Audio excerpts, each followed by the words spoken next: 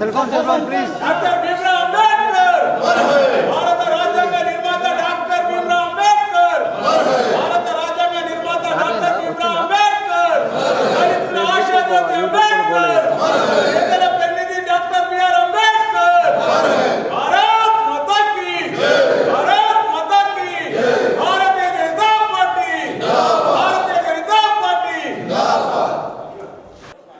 Bharatiya Janata party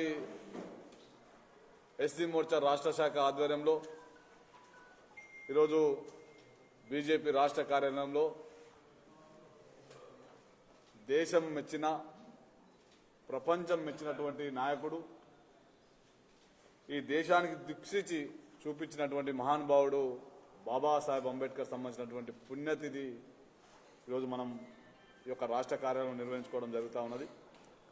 ఈ యొక్క కార్యక్రమానికి ముఖ్య అతిథిగా పెద్దలు గౌరవనీయులు మూడవసారి ఎమ్మెల్యే, ఈ నగరంలో హిందూ టైగర్గా ఈ రాష్ట్రంలో ఈ దేశంలో ఒక ప్రఖ్యాతిగాంచినటువంటి పెద్దలు రాయసింగ్ గారు, అదేవిధంగా బీజేపీ రాష్ట్ర ఉపాధ్యక్షులు ఎస్సీ మోర్చా ప్రభారి అయినటువంటి మనోహరన్న గారు, అదేవిధంగా భారతీయ జనతా పార్టీ రాష్ట్ర నాయకులు, సీనియర్ నాయకులు, గతంలో రాష్ట్ర ప్రధాన కార్యదర్శిగా అనేక పదవులు చేపట్టినటువంటి పెద్దలు సామూర్తి గారు, అదేవిధంగా ఎస్సీ మోర్చా రాష్ట్ర ప్రధాన కార్యదర్శులు శంకర్ గారు, కాంతి కిరణ్ గారు, అదేవిధంగా ఎస్సీ మోర్చా రాష్ట్ర పదాధికారులు, ఈ యొక్క సమావేశానికి ఇచ్చేసినటువంటి అందరికి పేరు పేరున నమస్కారాలు తెలియజేస్తా ఉన్నాం।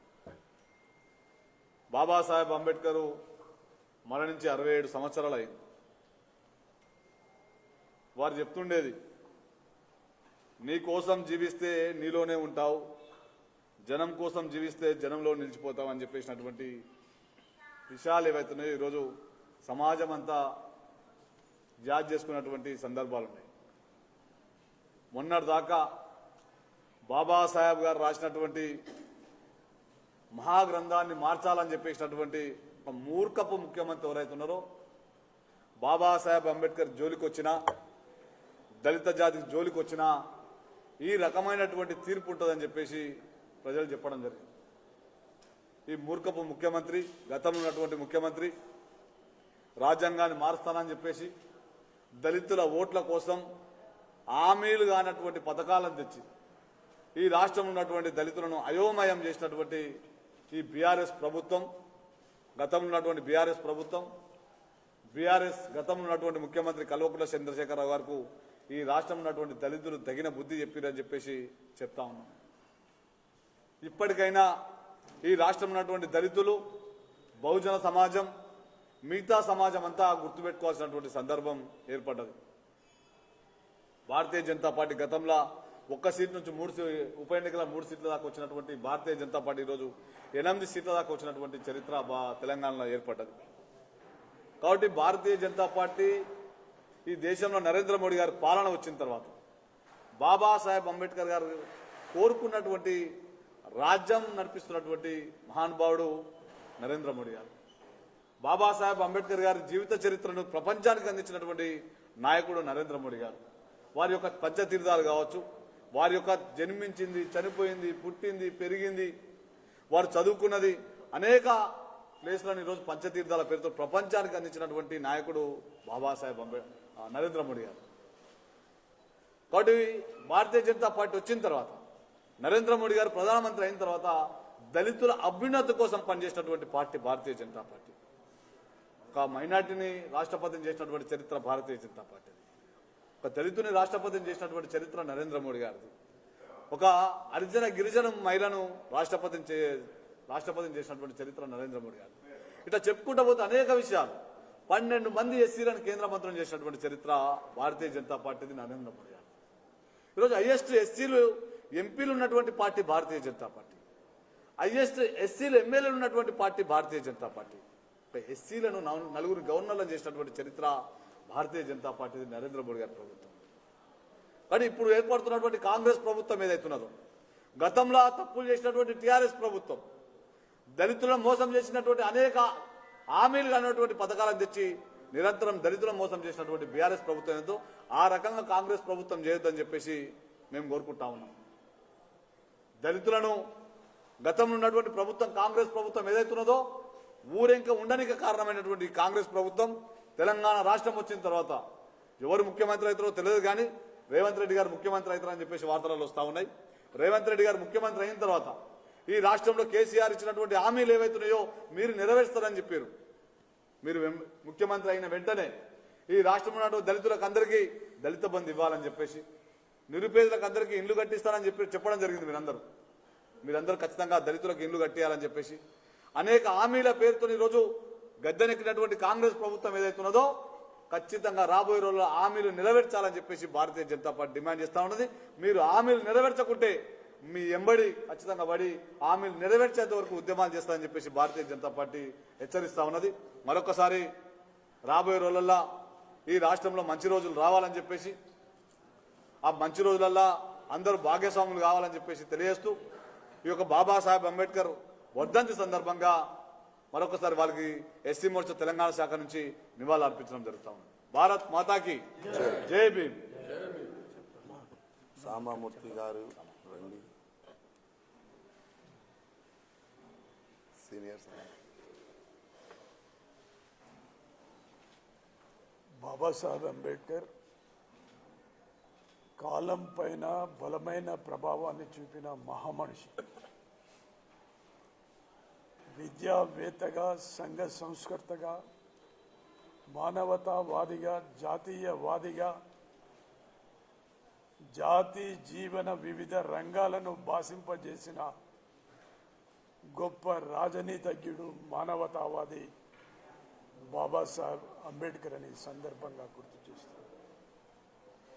అంబేద్కర్ జీవితాన్ని అవలోకనము చేసుకున్న భారత ప్రధానమంత్రి నరేంద్ర మోడీ గారు ఆయన చూపించినటువంటి బాటలో సమాజంలో సమరసతని పాదుకొల్పేటందుకు ఈ దేశం ఉన్నతోన్నత శిఖరాలకు చేరాలనేటటువంటి ప్రగాఢమైన ఆకాంక్ష ఏదైతే ఉందో బాబాసాహెబ్ది, ఆ ఆకాంక్షకు ప్రతిరూపంగా కేంద్రంలోని ప్రభుత్వం పనిచేస్తూ ఉందని ఈ సందర్భంగా నేను గుర్తు చేస్తూ ఉన్నా. మరి బాబాసాహెబ్ అంబేద్కర్ ఆనాడు సంత రవిదాసు బోధనలు అవలోకనము చేసుకున్నటువంటి బాబాసాహెబ్ అంబేద్కర్ దేశంలో ఒక విప్లవాత్మకమైన మార్పు తీసుకురావడం జరిగింది. అదే ఈనాడు మోడీ గారు కూడా పర్యావరణాన్ని పరిరక్షించడం కానీ, లేక సమాజంలో జాతీయ భావాన్ని నెలకొల్పడం కానీ ఇత్యాదివన్నీ బాబాసాహెబ్ అంబేద్కర్ చూపిన బాటలో పయనించడం నిజంగా ఆనందదాయకమని సందర్భంగా మనవి చేస్తూ సెలవు తీసుకుంటున్నాను. ఈనాటి ముఖ్య అతిథి గోషామాయల్ ఎమ్మెల్యే గౌరవనీయులు పెద్దలు రాయసింగ్ గారిని మాట్లాడాల్సింది. सभी को नमस्कार। आज बाबा साहेब अंबेडकर जी की इस पुण्यतिथि के शुभ अवसर पर Bharatiya Janata party state office में एससी मोर्चा के तत्वाधान में यहाँ कार्यक्रम रखा गया। इस कार्यक्रम में एससी मोर्चा के अध्यक्ष बादशाह जी, सांबामूर्ति जी, मनोहर रेड्डी जी और भारतीय जनता पार्टी के एससी मोर्चा के सभी कार्यकर्ता उपस्थित रहे हैं। आज पूरे भारत में बाबा साहेब अंबेडकर जी की इस पुण्यतिथि के अवसर पर सब लोग उनको श्रद्धांजलि अर्पित कर रहे हैं और अपने आप को गौरवान्वित समझ रहे हैं कि आज हम गर्व से जी रहे हैं तो हम बाबा साहेब अंबेडकर जी की ही वजह से। आज हमें न्याय अगर मिल रहा है तो वो बाबा साहब अम्बेडकर जी की ही वजह से।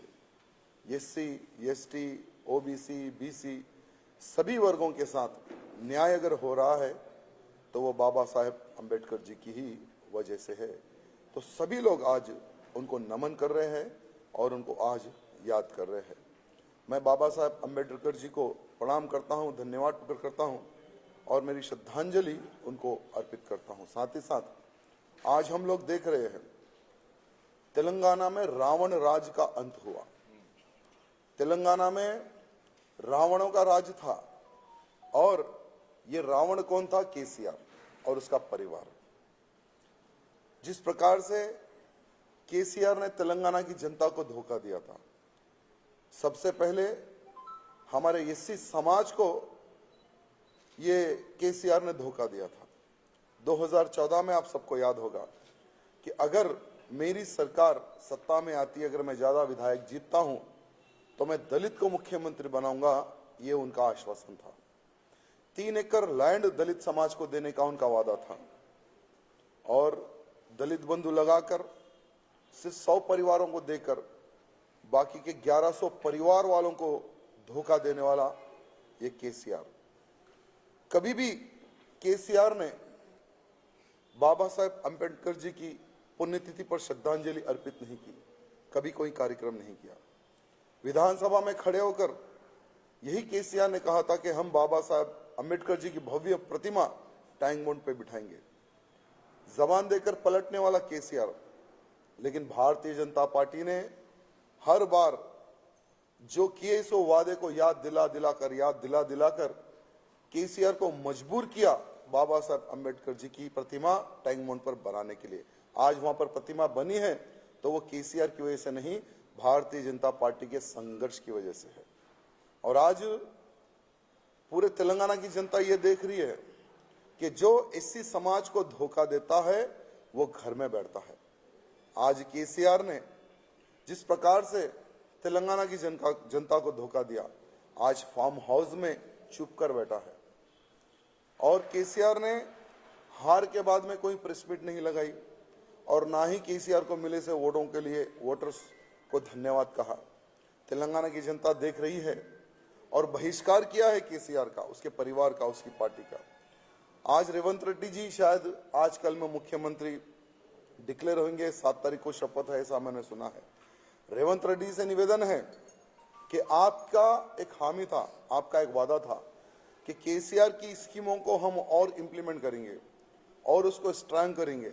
तो रेवंत रेड्डी जी, हमारी पार्टी ने, हमारे भारतीय जनता पार्टी के कार्यकर्ताओं ने केसीआर को नहीं छोड़ा, हम तुम्हें भी नहीं छोड़ेंगे। दलित समाज को अगर कोई भी धोखा देगा तो हम उसको नहीं छोड़ेंगे। ये बात हमारे रेवंत रेड्डी जी ध्यान रखना।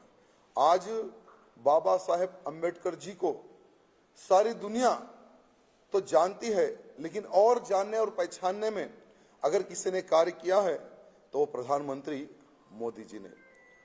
पंच तीर्थ का निर्माण किया, 5 जगहों पर उनको इतिहास को वहां पर इंप्लीमेंट किया। दिल्ली में भी एक नेशनल अकेडमी का निर्माण किया। तो आज भारतीय जनता पार्टी ने अम्बेडकर जी के जो इतिहास को जितना प्रचार करना था उन्होंने किया है। और एक तरफ कांग्रेस, जिन्होंने कभी भी बाबा साहब अम्बेडकर जी को मान सम्मान नहीं दिया, ये जनता जानती है, समझती है। बहुत दिन कांग्रेस का राज तेलंगाना में नहीं रहेगा, बहुत से बहुत 6 महीने, बहुत से बहुत 1 साल। उसके बाद में जिस प्रकार से कर्नाटक में कांग्रेस का असली चेहरा कर्नाटक की जनता ने जाना है, उसी प्रकार से तेलंगाना की भी जनता जान लेगी कि ये जो इनका मैनिफेस्टो था, जो 6 इनके वादे थे, ये झूठे हैं और इनके वादों में हम लोग ट्रैप हो गए। तो आने वाले समय में तेलंगाना राज्य में भारतीय जनता पार्टी की सरकार बनेगी, डबल इंजन की सरकार बनेगी। और आज बाबा साहब अम्बेडकर जी की इस पुण्यतिथि पर जितने भी हमारे भाई बंधु भारतीय जनता पार्टी के अधिकारीगण पधारे हैं, उनको हृदय से धन्यवाद प्रकट करता हूँ। जय भीम।